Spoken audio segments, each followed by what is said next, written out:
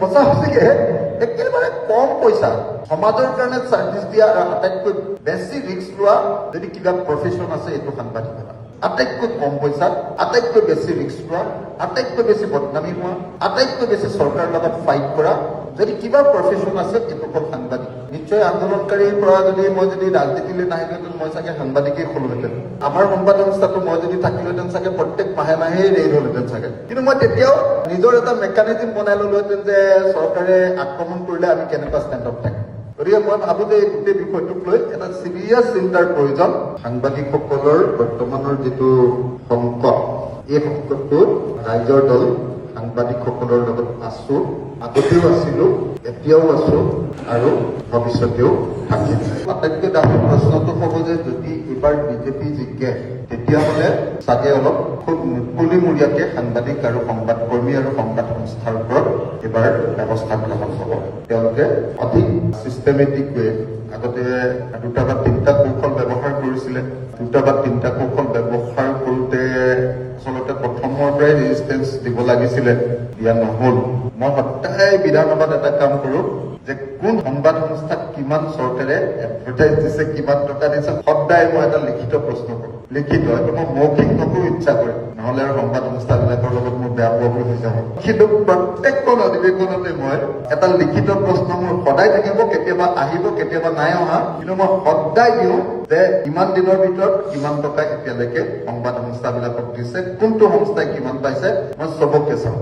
তেতিয়া দেখিছিলো যে অসমত আটাইতকৈ বেছিকে টকা পায় টাইমছ অফ ইণ্ডিয়া গ্ৰুপটো, আটাইতকৈ বেছি, মানে সেইটো আন গ্ৰুপবিলাকৰ লগত তুলনা নহয়। টাইমছ অফ ইণ্ডিয়া গ্ৰুপটোৱে আটাইতকৈ বেছিকে পইচা পায়। সেই যিখন জাল তৰিল যে ভালপোৱা চৰকাৰৰ পক্ষত থকা সংস্থাবিলাকক অধিক পৰিমাণে স্পনচৰ কৰিব, সেই প্ৰথম জালখনৰ পৰাই আচলতে সংবাদ সংস্থাবিলাক অলপ সৰহকৈ থকা হ'লে তেতিয়াহ'লে আমাৰ স্থানীয় সংবাদ সংস্থাবিলাক বিপদত নপৰিলেহেঁতেন। অসমৰ সংবাদ সংস্থা বিশেষভাৱে আমাৰ অসমীয়া মানুহবিলাকৰ হাতত আছে। অসমীয়া মানুহৰ যিকেইটা ব্যৱসায় অসমত আছে তাৰ ভিতৰত এটা গুৰুত্বপূৰ্ণ ব্যৱসায় আমাৰ সংবাদ সংস্থা বা প্ৰিণ্টিং বিজনেছটো আমাৰ অসমীয়া মানুহৰ হাতত আছে। তেনেকুৱা কেইটামানহে বিজনেছ আছে আৰু সেইকাৰণে এইটো অকল সাংবাদিকৰ স্বাধীনতাৰ লগতেই জড়িত নহয়। এই ব্যৱসায়টোত থকা হাজাৰ হাজাৰ লাখ মানুহৰ যি ব্যৱসায় তেওঁলোক ছাষ্টেইন কৰাৰ প্ৰশ্নটো এই গোটেই আক্ৰমণ আৰু প্ৰতি আক্ৰমণৰ প্ৰশ্নটোত জড়িত হৈ আছে। সেইকাৰণে মই ভাবো যে অকল মুকলিমূৰীয়া সাংবাদিক হ'বৰ কাৰণেই নহয় বা স্বাধীন স্বতন্ত্ৰ মুক্ত এটা সংবাদ সংস্থাৰ কাৰণেই নহয়, লগতে অসমীয়া মানুহৰ হাতত অসমৰ এটা ব্যৱসায় ৰাখি দিবৰ কাৰণেও আমি এই সম্পৰ্কে অলপ চিৰিয়াছলি ভবা চিন্তা কৰা দৰকাৰ এই বুলি মই ভাবো। আৰু মই এইটো বিষয়ে মাজে মাজে খুব ভাবি থাকো কাৰণ যেতিয়া মই আন্দোলনৰ মাজত আছিলো তেতিয়া দেখিছিলো যে একচুৱেলি যুদ্ধত থকা 2টা বস্তুৱে আছে। মোৰ জীৱনৰ দীঘলীয়া আন্দোলনৰ কালছোৱাত সেইটো দেখিছিলো যে সংগঠন হিচাপে সদায় আমি কৃষক মুক্তি সংগ্ৰাম সমিতিটো যি চৰকাৰ আহক তেওঁলোকৰ লগত যুদ্ধত থাকো আৰু সেই যুদ্ধৰ সময়খিনিত অকল সংবাদ সংস্থাকেইটা ফিল্ডত থাকে। তাৰ বাহিৰে আচলতে মোৰ জীৱনকালত ৰাষ্ট্ৰই বা চৰকাৰবিলাকে কোনো ধৰণৰ চেলেঞ্জৰ মুখামুখি হোৱা মই দেখাই নাই। সেইকাৰণে মোৰ সদায় সংবাদ সংস্থা বা সাংবাদিকসকলৰ প্ৰতি এটা বিশেষ ধৰণৰ দুৰ্বলতা আছে। মই সদায় ভাবি থাকো যে যুদ্ধত অকল 2টা পাৰ্টি থাকে, এটা হ'ল সাংবাদিকসকল আৰু আনটো হ'ল জেনুইন যিবিলাক আন্দোলনকাৰীসকল। গতিকে এই 2টা পাৰ্টিয়ে যিহেতু থাকে এই 2টা সদায় বন্ধু হৈ থাকিব লাগে। আৰু সেইকাৰণে সদায় সাংবাদিক বুলি ক'লে মোৰ এটা বেলেগ ধৰণৰ ভাৱ আছে।